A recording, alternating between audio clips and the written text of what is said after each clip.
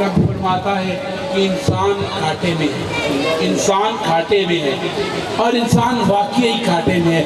اس کا تم دیکھو، تاریخ اٹھا کے دیکھو، دنیا میں بڑی بڑی کامیابیاں حاصل کی، کبھی کوئی سکندر آیا، کبھی کوئی دارا آیا، کبھی کوئی دنیا میں کوئی بادشاہ آیا، کبھی کسی نے دنیا کو فتح کیا، کبھی کوئی دنیا میں جہانگیر بن کے آیا، کوئی اکبر اعظم بن کے آیا، کوئی دنیا میں نبوت کا دعویٰ کرنے والے آئے، کوئی دنیا میں الوہیت کا دعویٰ کرنے والے رب بن کے آئے، جھوٹے خدا بن کے آئے، کوئی بادشاہ کا دعویٰ کرنے والے بادشاہ بن کے آئے، لیکن زوال آ گیا، اختتام ہوا۔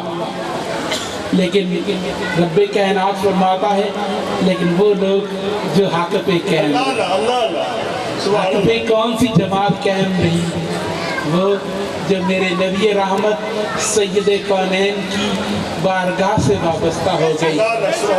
وہ ہاں، ابو جہل بھی ختم ہو گیا، ابو لہب بھی ختم ہو گیا، دنیا میں کیسر و کسریٰ بھی نیست و نابود ہو گئے۔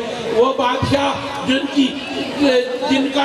کی عظمت کے ڈنکے کائنات میں بجتے تھے، جو اپنے آپ کو لازوال سمجھتے تھے، ان کی سلطنتیں ختم ہو گئی۔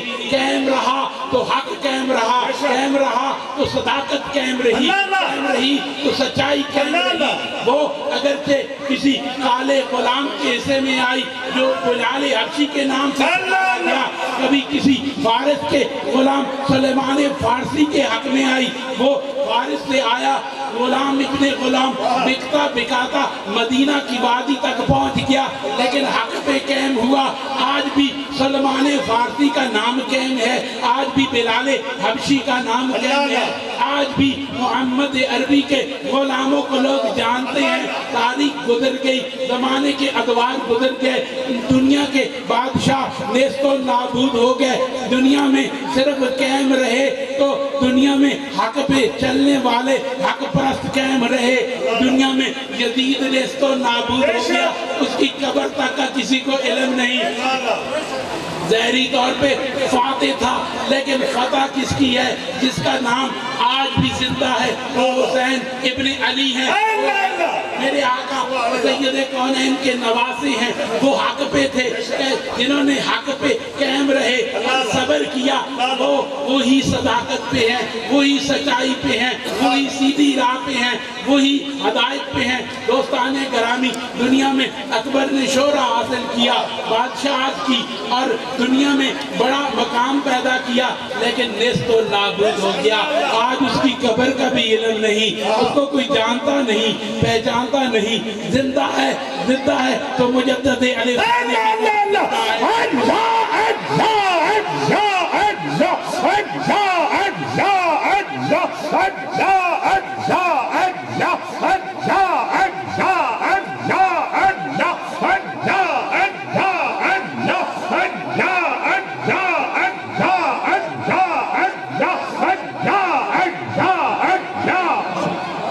مجدد کون تھا؟ مجدد وہ تھا جس نے دنیا میں طاغوت کی اس قوت کے سامنے کلمہ حق بلند کیا، جس کی ایک آنکھ کی جنبش کسی کی گردن اتارنے کے لیے کافی تھی۔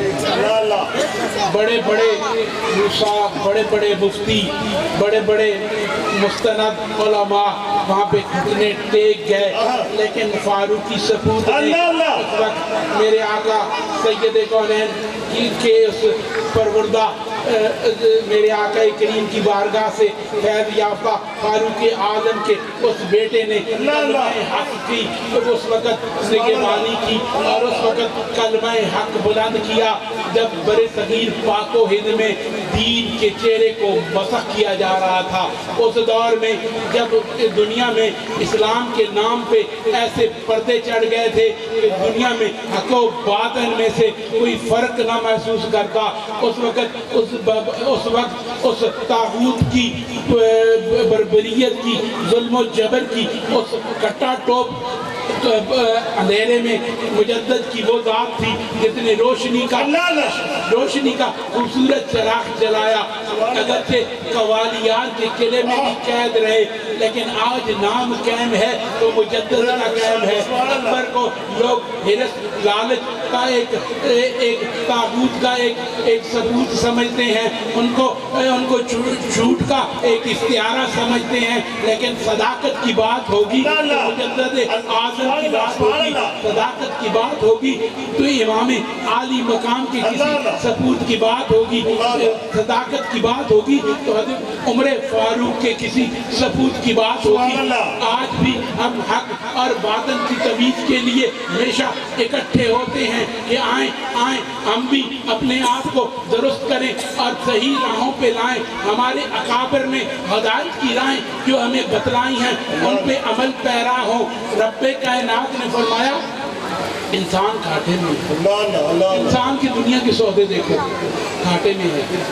دنیا والوں کو دیکھو, دنیا میں جب کوئی دنیا میں ایک دفعہ 1 سال کا ہوتا ہے اس کے لیے کیک کاٹا جاتا ہے, اس کو مبارک دی جاتی ہے, کہتے ہیں اس کی سالگرہ کی جا رہی ہے.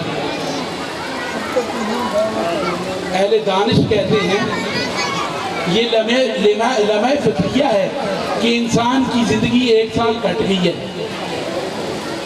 دنیا والے اس پہ خوشی مناتے ہیں کہ فلاں آدمی ہمارا 1 سال کا ہو گیا ہے. کہتے ہیں انسان تو غور کیوں نہیں کرتا, تیری زندگی میں سے 1 سال چلا کیا ہے.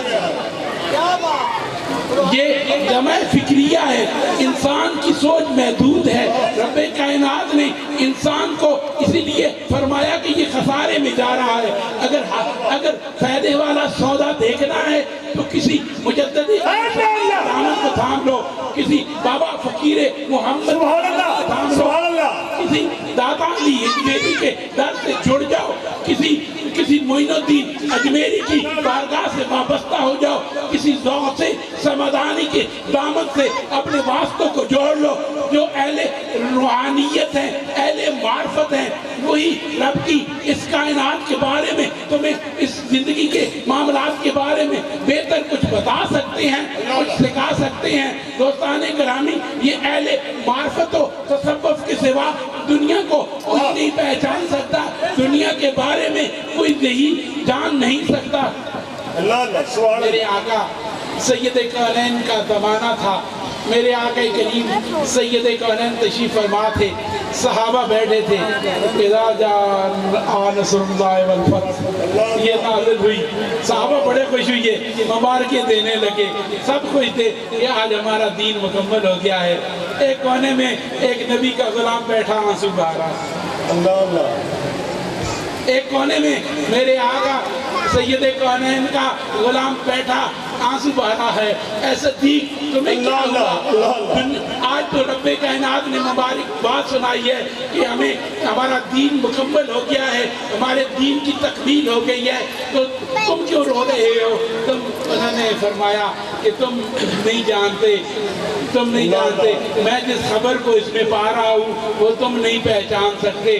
عربی کو سب جانتے تھے, لغت کے بارے میں سب کو علم تھا, لیکن اہل دانش کون تھا, اہل روحانیت کون تھا؟ جو نبی کے قرب میں سب سے سبحان اللہ, جو نبی کی بارگاہ سے قریب تھا, وہ اصل میں رب کی کلام کی رموز کو وہ جانتا تھا, اللہ پہچانتا تھا.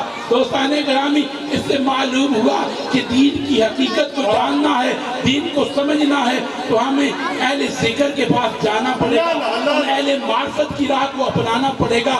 ہم اسی لیے مقربوں کی بارگاہوں میں نہیں جاتے, بابا چورائی کی اس لیے نہیں جاتے کہ وہاں پہ لنگر کھائیں اور آ جائیں, بلکہ رب فرماتا ہے جب تم نے دین کا حصول حاصل کرنا ہو, جب تم نے برکات حاصل کرنی ہو, میرے انعام یافتہ بندوں کو اللہ سبحان اللہ, نعرہ تکبیر, نعرہ رسالت, نعرہ حیدری, تاجدار چورا شریف, شہزادہ فاروق اعظم, ابن پیر محمد بدر الدجا فاروقی صاحب.